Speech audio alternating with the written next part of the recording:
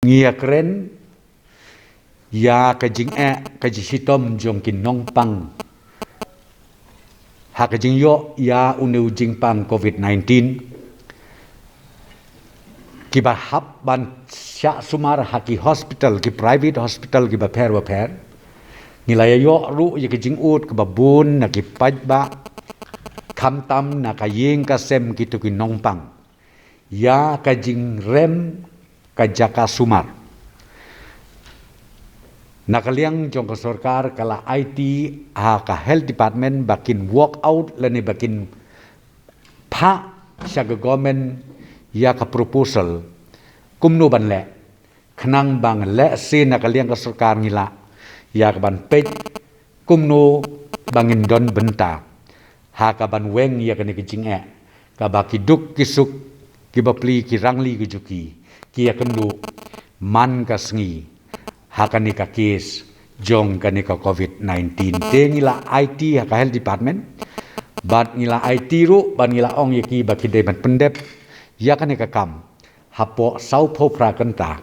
khnang ba ka sarkar kan yo ban sim ya karai ka bakhadu kani ka kenthuk ya kitu kilong yeng kilong sem kibla du no hakani ka second wave jong uneu COVID-19 yaki ba bathoj lani yaki kme ki pa ki jongki ka ka bangila ban le na kaliang jong ka sarkar ti hapo ka sau pho pra kanta ngan sa pentip ya phi hadin ba ka sarkar ka sim ya karai ti na kaliang jong ka sarkar ngi ya don rengkat bat ki yeng ki sem kitu ki ba mat ya ka jing ngosi ki ba mat ya ka jing thang ha ka man sim ka jongki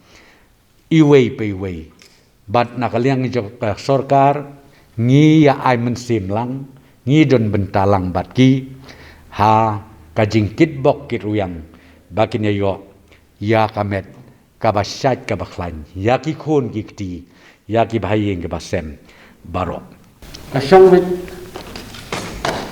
ha kajing hitam ne kajing jur dengan kajing hitam apa kiru nanti ay tanggal uksa nadarung po hospital hirung direct po ICU tingilay ekran begini di private hospital hi kamot nada masan ru po ICU kan om duna ya khatsan hajar sisu kamot hakasngi wadingkong kamot hakasngi ba ar kan de khatsan hajar hakasngi ba ar namar masan ru hakasngi wadingkong kamot pihak le investigation pi ay dawai pi ay dasin ki ba hakasni ba ar pada ka dunano te kita kata meng ai kita kadika average kung ya nding nilai keren batki nilai ya meru menden bang meeting te kumbaong sermentan kamut ya ka final call hi ya ka rai ka bakado ka ba ngila banyarap kan insa ong hadin sa putra